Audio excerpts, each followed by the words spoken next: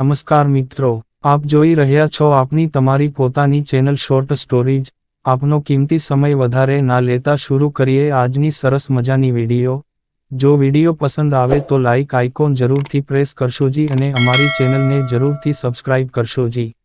ધન્યવાદ। મિત્રો, આજે આપણે વાત કરીશું ક્ષેમક્રી માતાજી કે જેમને ખીમાજ માતાજી તરીકે પણ પૂજવામાં આવે છે, જે સોલંકી કુળના કુળદેવી તરીકે શા માટે અને ક્યારથી પૂજાય છે એનો ઇતિહાસ વિશે આપણે ખૂબ જ ટૂંકાણમાં વાત કરીશું। આ વાત છે લગભગ 1200 વર્ષ પહેલાંની, જ્યારે કાશ્મીર પર રાજપૂત જગમાલ અથવા જગા પરિહાર સોલંકીનું આધિપત્ય હતું।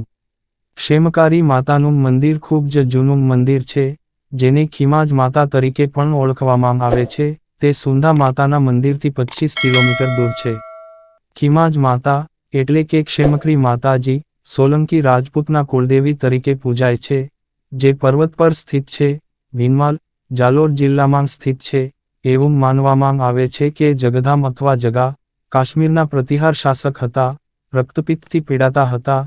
તીર્થયાત્રા દરમિયાન તેમને શ્રીમલ પાટણ, હાલ ભીનમાલ, લાવવામાં આવ્યા હતા, જ્યારે તેઓ નાગા બાબાના આશ્રમમાં આરામ કરી રહ્યા હતા, જે ભીનમાલની દક્ષિણે હતું। નાગા બાબાના બગીચામાં એક કૂતરો નદીના કાદવમાં લપસી રહ્યો હતો।